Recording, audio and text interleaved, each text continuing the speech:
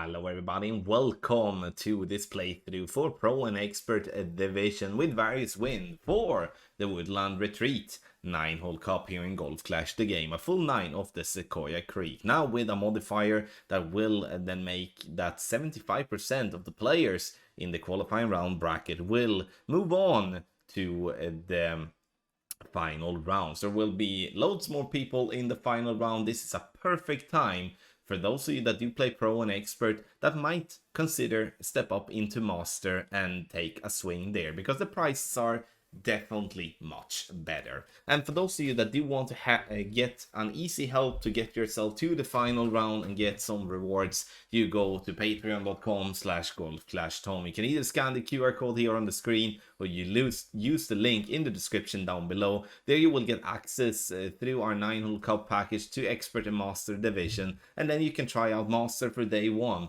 And if that doesn't feel okay after day 1, then you can go back to Expert on day 2, but you get access to both. Now we're gonna take a look at the videos here in this playthrough, and we're gonna start with hole number 1.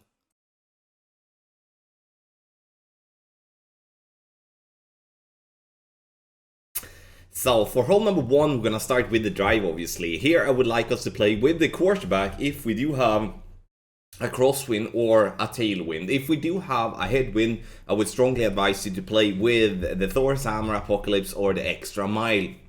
Whatever club there that gives you the most topspin. We add the spins and then we look for the ball guideline to be centered down the fairway. Adjustment is max plus 20 and make sure to hit perfect. Playing with a Katana or a Kingmaker is my suggested choice. The reason for that is that we do want to have the side spin 3 for the second shot. This to play the way we want to, which is going to be the rough bump. Now for the second shot we're going to play with the runner, and that's maybe is a very weird choice, but the reason I want to play with the runner is to make sure that we do have the topspin enough to get the ball guideline to hold with the rough bump.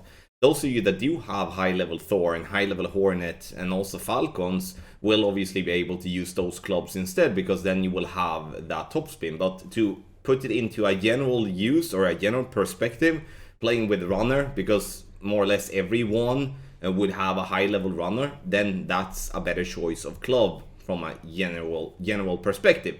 But again, if you do have a Thorn in the highest level, a Hornet or a Falcon, you can play with those clubs instead and still have the topspin and might then have a little bit better accuracy. 10% elevation and then true distance, which means that you check where max are, check where minimum distance are, and make a decision based on that. Hole number 1, in my opinion, is an extremely good chance to start off with an eagle.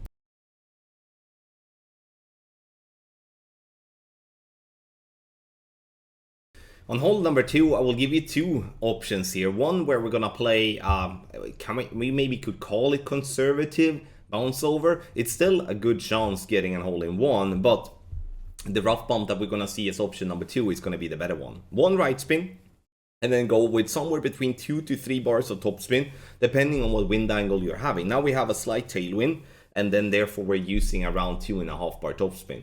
More importantly, I'm looking at the third bounce as a reference to have that just onto the green, and then with the ball guideline pointing towards the hole. Maximum distance with a 15% over adjustment, center the ball and hit perfect. And even though I'm a fan of the rough bump, because I do believe the rough bump here is a very good chance, I do feel that those of you that don't want to take the risk with a rough bump can definitely have a decent success with bouncing over like that.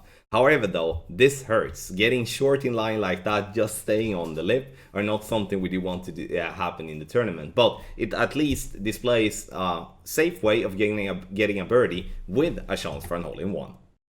So for the rough bump option here for hole number 2, we can use either a Katana or we can use a Kingmaker. We can obviously use a Titan too. I would recommend a Kingmaker though, even though I play with a Katana. The reason for that is that I would like to reduce the wind as much as possible when it comes to playing on this fairly skinny rough bump. I'm using 2 right spin and whatever backspin to get the ball guideline to be just short of the hole. I want to have the ball guideline straight down towards the pin because there is a little funnel there, and that's something we do want to try to catch. Medium distance with a 15% over adjustment and then center the ball and hit. Perfect. With a perfect ball, I do truly believe this is going to be a good chance to get a drop.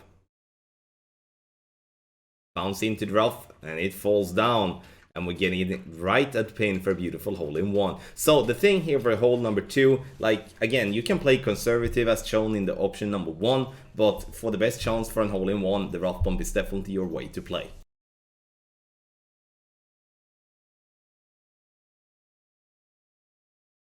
Hole number 3 is going to be a fairly boring par 5, especially if we do not have the possibility to bounce over the water. You can see here now that with this type of wind and with a club such as Apocalypse level 5 or better, you would have the possibility to clear the water.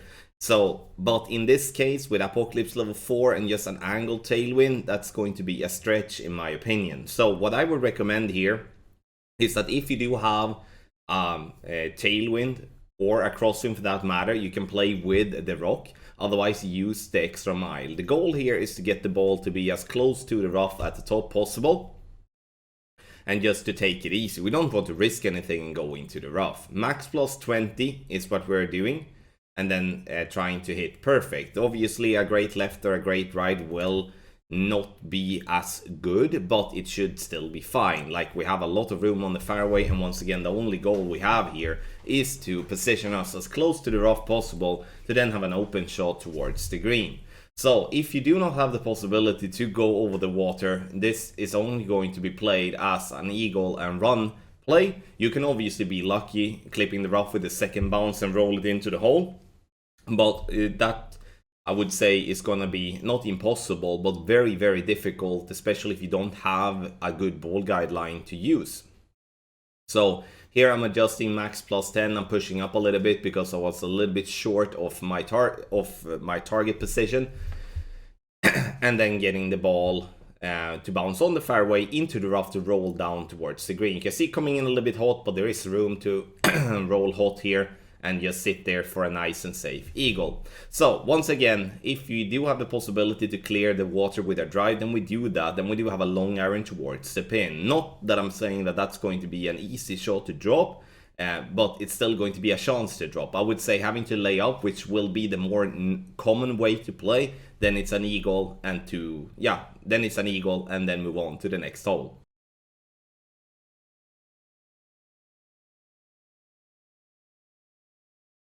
For hole number 4, we are going to bounce just before the bunker using our sniper. I know that there is a rough bump here, however though, the rough bump has never really been my favorite way of playing here, because I do believe we can catch the funnel a little bit easier from here behind. So you can see here that I'm adding spins and I'm moving the target as much right that I can to have the ball guideline pointing towards the pin, but also short, because we do have a tailwind. We need to have in mind that this ball guideline will be extended and we don't want to come in too hot, which is very easy on this par 3.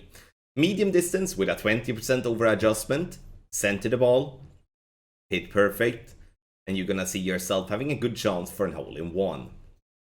I'm using a kingmaker to reduce the wind as much as possible. You don't have to play with a kingmaker because there's obviously other balls to choose between. But you can see right that pin, even though it was a little bit hot, but it's still a drop, we take it and move on to the next hole.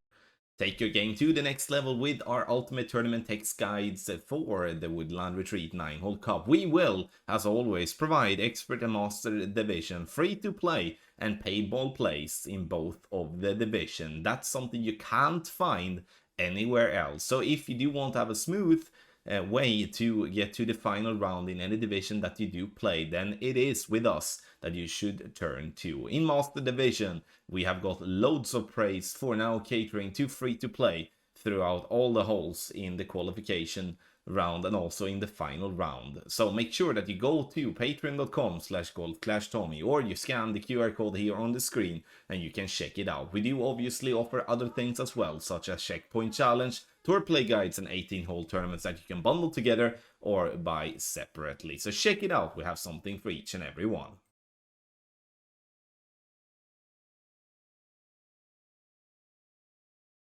For hole number 5, I'm gonna focus on a send it option here for you in the playthrough, and you can send it here regardless of what tailwind you're having. You can even have a little bit more crosswind, you can still send it, and I think that's the way to do. The only way to lay up is if you do have a straight crosswind or if you do have a headwind. Then you lay up on the right and you attack the pin from distance. But if we do have a tailwind, this hole is going to be kind of fun, because then the hole-in-one is actually in play.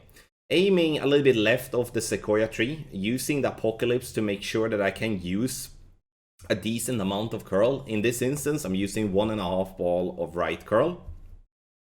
Maximum distance plus 10 with the adjustment, push up to max, and then just shoot, like use as much overpower you can. And you can see here that the ball is now on the green, and we have an easy putt for the eagle. Using a power 5 ball here will, for especially those of you that do have a lot more topspin on your club, such as a POC 6, 7, and 8, then you don't have to go with max OP with the fastest needle like I'm doing here now. Then you can actually avoid pushing up, and you can actually play with a slower needle and have much easier success on hole 5 to get an eagle. So hole number 5 is going to be fun if we do get tailwind, but have in mind, if we do not have tailwind, we can't play this type of shot, and we're going to have to lay up.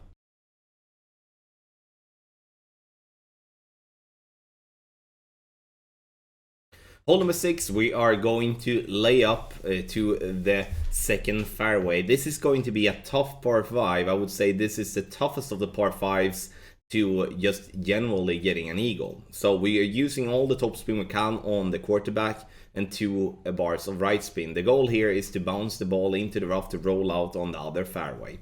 If you do have the skills of doing a power slice, then you can try that in tailwind, trying to get the ball to bounce on the second fairway first, and then to go as far to the right possible to have a more open shot towards the green. Unfortunately, the wind needs to be pretty high, and there is a lot of risk with a shot like that, because you can see there are so many sequoia trees that you can get stuck behind, and if you get stuck behind, that's an automatic birdie. Second shot here now is that we are bouncing over the bunker. This is a very difficult shot where obviously a better ball guideline is super helpful. Now with the Cataclysm level 4, it's a lot of guesswork, and my only idea here is to not go too far.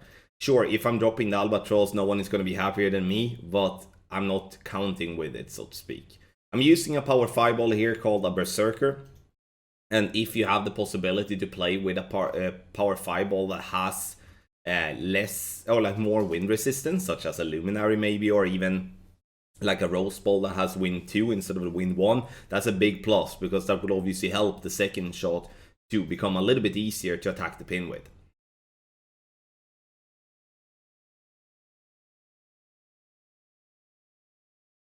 For hole number 7, we are going to play a fairly tough drive, and the only reason this drive is tough is due to the sequoia tree that we do have on the right hand side, because we do kind of need to play around it, if that makes sense.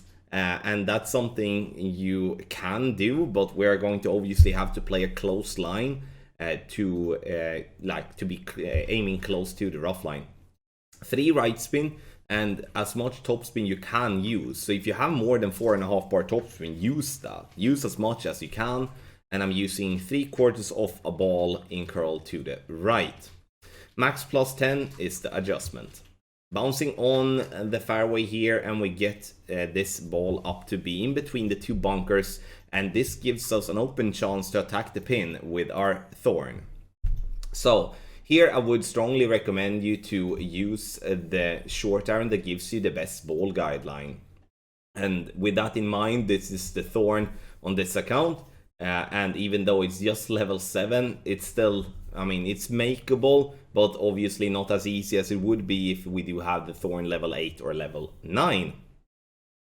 Ball guideline to be slightly short of hole, just to compensate for the lesser ball guideline here. 20% elevation, and we're going to pull over the bullseye. And here, as we are close to max line, we're gonna play it close to max as well. And I think that's very important to always check where max line are and always check where minimum line are to make a judgment of what type of club distance you're going to play. Just getting it to drop on the left hand side, but I mean, I don't care how it drops, just that it drops. Hole number 7 gives us a good chance for an eagle.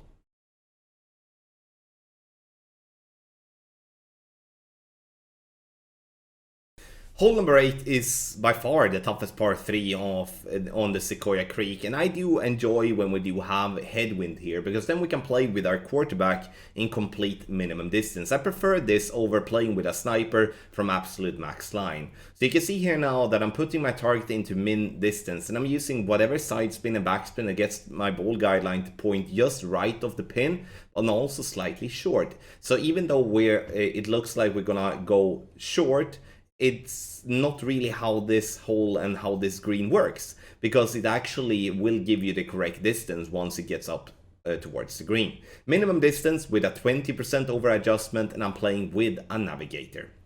I would say this is a par 3 where I will most likely not spend any of the better balls on, and the reason for that is that even if we do have a drop to be able to follow, it's still a wildly inconsistent fairway that we are bouncing on, and that's something that will be complicated to always have a plan for and always have the possibility to adapt for. So playing with a navigator or Quasar or a Katana for that matter, I think is going to be the best ball that I will be playing with, at least, to not spend any kingmakers on this par 3.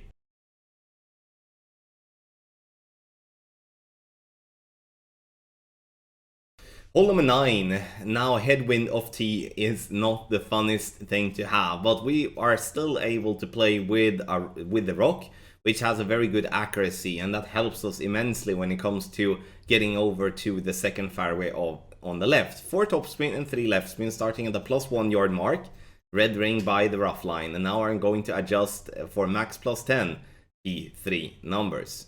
So adjustment is made just into overpower, so I do need to add a little bit of overpower here on the second shot. Full curl to the left, we do want to push the ball to be as far down the left side on the second fairway to be able to attack the pin by going with a rough bump.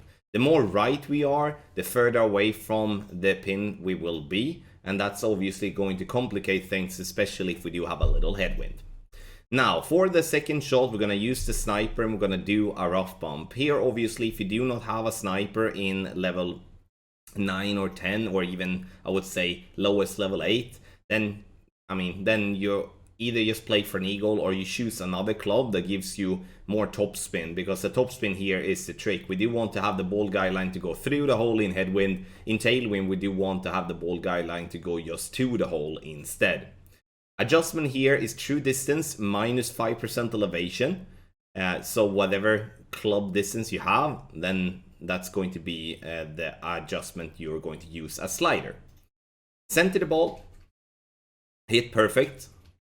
And you can see here that I'm using a little bit of overpower, and the reason I do that is due to the headwind. So to compensate and not having to push up, then I'm using the overpower. So it zooms out very nicely and it looks good. Maybe we can get it to drop. We can. Right at pin for a beautiful albatross here on hole number 9. This one is not an easy one to drop, but that rough bump there is definitely giving us a good chance.